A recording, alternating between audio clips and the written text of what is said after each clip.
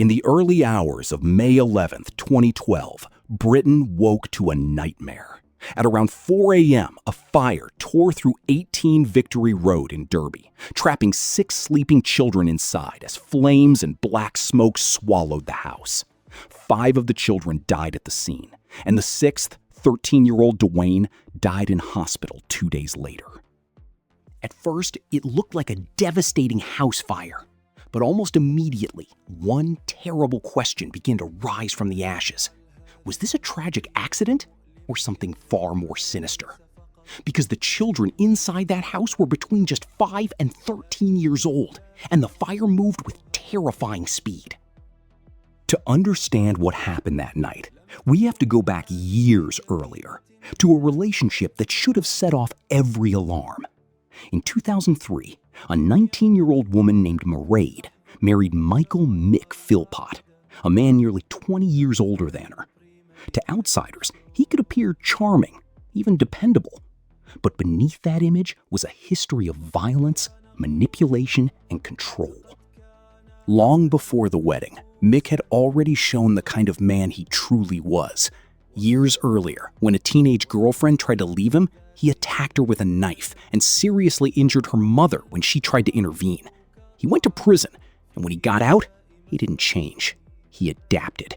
He became quieter, more calculating, and far better at hiding what he was. Mick had a pattern. He targeted vulnerable young women, girls barely out of childhood, often emotionally fragile, often recovering from heartbreak or instability. He would step into their lives as the older man who seemed to understand them, protect them, and offer them the love and security they were desperate for. But once they trusted him, the mask slipped. What began as rescue turned into control. That was the trap Mairead fell into.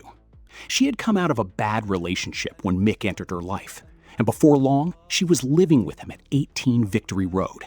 They had children together, and from the outside, it looked like a crowded but functioning family home. But people around them noticed something was deeply wrong. Friends and coworkers saw how Mairead's entire demeanor changed whenever Mick was near. At work, she could smile, talk, seem almost normal. The moment he arrived to pick her up, that light disappeared. And then there was the bruising, the fear, the money, the power. Mick didn't work, yet he controlled the household income, including Mairead's wages and the state benefits the family received. He dictated everything. Even when Mairead showed up with visible injuries, the explanations never sounded real. People suspected abuse, but suspicion is not the same as proof. And inside that house, the truth stayed hidden. Then, the situation became even stranger. Mick brought a teenage mistress, Lisa Willis, into the home to live with him and Mairead under the same roof. Over time, the family dynamic turned into something so chaotic and disturbing that it drew national attention. At one point, as many as 11 children were living in that environment, with Mick at the center of it all. The tabloids made him infamous, and instead of shrinking from the attention, he seemed to enjoy it. In 2006, he even went to the press to complain that the government should give him a bigger house and more benefits. The public reaction was brutal. People saw him as a manipulative, unemployed man exploiting the system while living in a bizarre domestic arrangement that revolved entirely around his ego. But for Mick, notoriety was still attention, and attention was fuel. And then, in February 2012, everything changed. Lisa Willis finally left him, taking her children with her. That should have been the end of it. But for Mick, this wasn't about heartbreak. It was about power, money, and control. Her leaving meant fewer benefits. It meant losing leverage. And when a custody hearing was scheduled for May 11th, 2012, the exact date of that hearing would become impossible to ignore. Prosecutors would later say Mick intended to frame Lisa for the fire in order to gain custody of her children. When the fire broke out, neighbors rushed outside in horror. One man tried to get in through a window to save the children, but the smoke was too thick and the flames were too fierce. Firefighters arrived within minutes and pulled the children out, but it was already too late. The image of that house engulfed, collapsing, screaming with heat, burned itself into Derby's memory forever. Investigators soon discovered the blaze was not an accident. The fire had started at the front of the house, beneath the letterbox, where petrol had been poured and ignited. That one finding changed everything. This was no random tragedy. It was arson. And now police had to answer the most horrifying question of all.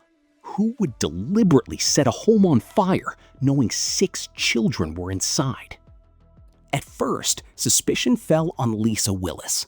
The timing was suspicious, the custody battle was looming, and on paper, she had a motive. Police arrested her and formally questioned her, but her alibi held. She was released. And while the public grieved for the children and sympathized with Mick and Mairead, investigators began noticing that something about the couple simply did not feel right. 5 days after the fire, Mick and Mairead held a press conference. On the surface, it was what you might expect from grieving parents. Thanks to the emergency services, thanks to the neighbors, thanks to the community. But to many people in that room, something felt off. Mick cried, but it didn't feel real. He spoke at length about those who had helped, but there was something cold and performative in the delivery, as though he were acting out grief rather than living through it. As police dug deeper, the cracks widened. Witnesses described Mick and Mairead as strangely calm during the fire. Their behavior in the days afterward was even more disturbing. While their eldest son was fighting for his life in hospital, there were reports of nights out, drinks, karaoke, barbecues, and shopping trips funded in part by charity money donated after the tragedy. The image of shattered parents began to collapse. Then came the surveillance. Police secretly monitored the hotel room where Mick and Mairead were staying after the fire. What they captured was devastating. There were conversations about what had been said to police, whether Mairead had cried convincingly enough, and whether they had stuck to the agreed version of events. There were also revelations involving their associate, Paul Mosley, who had been with them on the night of the fire. By then, investigators no longer believed they were looking at grieving parents. They believed they were looking at co-conspirators. Forensic evidence sealed it. Experts found traces of petrol in the house, specifically near the letterbox where the fire had begun. They also found traces of petrol on the clothing worn by Mick, Mairead, and Paul Mosley that night, and the chemical composition matched the fuel used to start the blaze.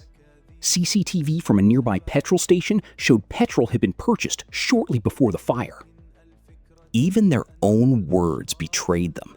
During questioning, Mick described the fire in a way that suggested he had been close enough to witness the moment it ignited, not merely to discover it after it had already spread.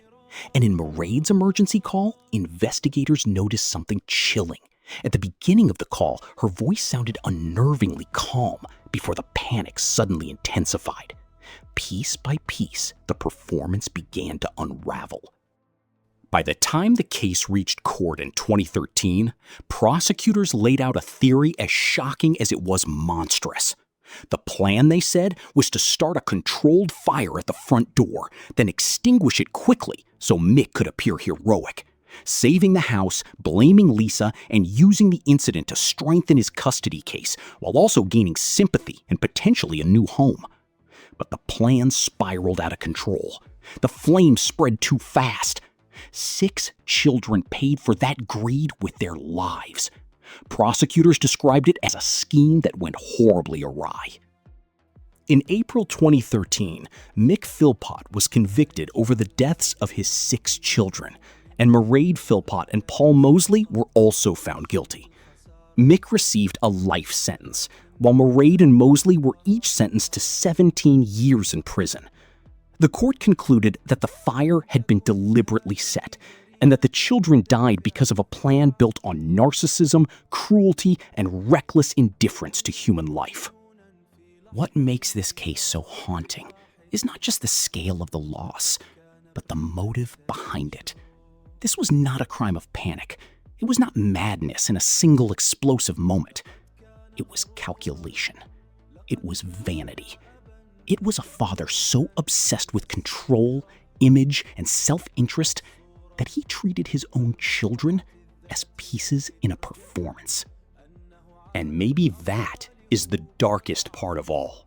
Not the fire itself, not the smoke, not even the lies that followed, but the idea that the people those children trusted most were the very ones who led them into the flames. This was one of the most sickening true crime cases in modern Britain, and one that still leaves people asking the same question. How can a parent gamble with a child's life for money, revenge, and attention? This has been the Obsidian Index. Leave your thoughts below, and I'll see you in the next case.